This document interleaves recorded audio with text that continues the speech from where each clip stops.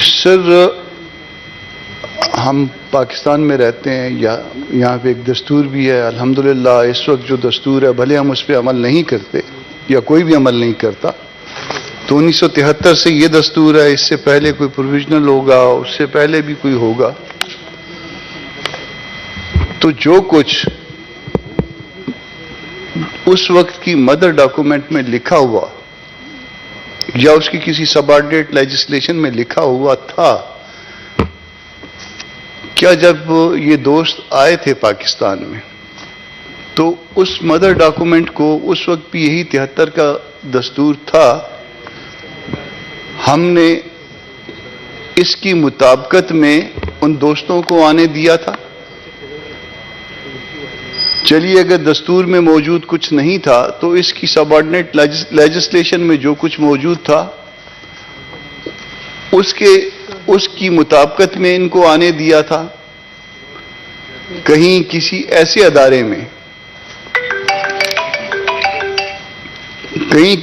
ادارے میں جو کہ دستور کے مطابق تھا، جو کہ قانون کے مطابق تھا، ان کے آنے کو ڈیبیٹ کیا گیا تھا؟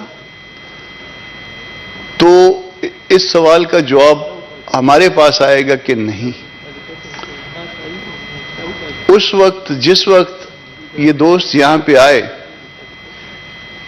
اور ان کے آنے کے نتیجے میں ہمیں جو پٹی پڑھائی گئی وہ مذہب کی پٹی تھی، مذہب ہمیں بتلایا گیا، فائدہ خود اٹھایا گیا، نقد میں بھی اور اسلحے کی صورت میں بھی۔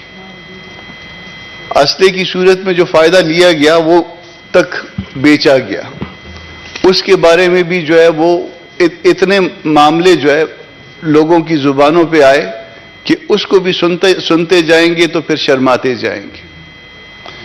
چلیے اس ملک میں یہ دوست آ گئے، اسلام کے نام پہ آ گئے، ہمارے دفاع کے نام پہ آ گئے، پھر اس کو یہ اس وقت آئے تھے سر جب ہم نوجوان تھے، ہمارے بال ابھی تک کوئی ایک بھی سفید نہیں ہوا تھا۔ آج جب ہم سارے بال سفید ہو گئے، ان کو آپ زبردستی کہہ رہے ہیں کہ آپ یہاں سے چلے جائیے۔ چلے اس وقت بھی چلے جانے کے وقت بھی دستور بھی موجود ہے، پارلیمان جو ہے وہ اگر مکمل نہیں ہے اس کا ایک حصہ بھی موجود ہے۔ سیکشن 230 پہلے صبح بھی جو ہے وہ دو معاملوں سے کہ وہ یہاں پہ مسئلہ یہ ہے کہ جو کوئی آتا ہے وہ بادشاہ سلامت ہوتا ہے، بھلے میں ہوں، بھلے آپ ہوں، بھلے اور دوست ہوں۔ تو سیکشن 230 اب بھی موجود ہے۔ سیکشن 230 ڈار صاحب نے کہا کہ جی ہم نے امینڈ کر دی تھی، جنہوں نے امینڈ کی تھی اس میں سے میں اس میں شامل تھا، مجھے پتا ہے کہ کس حد تک امینڈ کی تھی، کس حد تک جو ہے اس میں جو ہے وہ اس کی وہ بڑھائی تھی اور کس طرح سے امینڈ کی تھی، کاغذوں کے درمیان کس طرح سے کاغذ رکھ کے دے دیا گیا تھا، اور پھر جوائنٹ سیٹنگ میں جو ہے وہ سارا معاملہ جو ہے وہ پھر ایڈجسٹ کرنا پڑا اور پھر اس کو ڈائلیوٹ کر کے ہم نے کس حد تک اختیار دیا تھا۔ اب سر اگر تو ہم اس اسمبلی کی مدت پوری کرتے تو ہمارے پاس 60 دن تھے، ہم نے پوری نہیں کی، ہم نے کہا کہ جی اس کو ہم نے اسٹریچ کر کے 90 ڈیز میں کنورٹ کرنا ہے، تو وہ 90 ڈیز ہو گئے۔ چلے ٹھیک ہے، بھلے وہ ہماری پہلے سے نیت یہ تھی کہ ہم نے اس کو صرف جو ہے نا اس لیے 2 دن پہلے 3 دن پہلے توڑنا ہے کہ اس کو ہم 90 ڈیز میں کنورٹ کریں گے۔ اب وہ 90 ڈیز کے تو گزر گئے، آگے پتہ نہیں کتنے دن مزید گزر گئے، آگے مزید کتنے دن گزریں گے وہ ہم سب میں سے کسی کو بھی شاید کوئی ایسی سرٹینٹی نہیں ہے، باوجود اس کے کہ سپریم کورٹ اس پہ آرڈر کر چکا ہے۔ تو کیا یہ نہیں ممکن تھا کیا یہ ممکن نہیں تھا کہ قومی اسمبلی کی غیر موجودگی میں صرف اس ہاؤس کو جو کہ فیڈریشن کا نمائندہ ہاؤس کہلاتا ہے اس کو اعتماد میں لے لیا جاتا؟ کم از کم اس کی اونرشپ تو موجود ہوتی۔ یہاں پہ آپ کے سامنے بل پاس ہوتے ہیں، جس وقت جس کا دل کرتا ہے، جس کے ساتھ طاقت ہوتی ہے وہ بل پاس ہو جاتا ہے، جس وقت جو ریزولوشن جو کوئی ایسا آتا ہے جس کو پاس کرنا ہوتا ہے وہ بھی پاس ہو جاتا ہے، اس کے لیے میجارٹی جو ہے وہ اویلیبل ہوتی ہے۔ تو کم از کم ایک اونر تو بنا دیتے اس معاملے کا۔ اونر کوئی نہیں ہے سر، کم از کم ہم اس معاملے سے برات کا اعلان کرتے ہیں کہ ہم ان کے بھجوانے میں ہم شریک نہیں ہیں۔ یہ ہاؤس اس معاملے میں بھجوانے کا شریک نہیں ہے. اب جب یہ گزشتہ 2-3 گھنٹوں سے بحث ہو رہی ہے, ہر دوست اس بات کو کنڈیم کر رہا ہے, ایٹ لیسٹ اس بات کو کنڈیم کر رہا ہے کہ جو مینر, جو طریقہ کار اختیار کیا گیا ان کو بھجوانے کا, وہ غلط ہے. وہ علاقہ, میں اس بات سے اتفاق نہیں کرتا, مگر میں ان لوگوں کی بات کر رہا ہوں جو یہ کہا کرتے تھے کہ یہ آپ کا 5واں یا 6واں صوبہ ہے اور یہ آپ کے جو ہے نا وہ پشت پہ جو ہے وہ ایک دفاعی وہ ہے اس میں.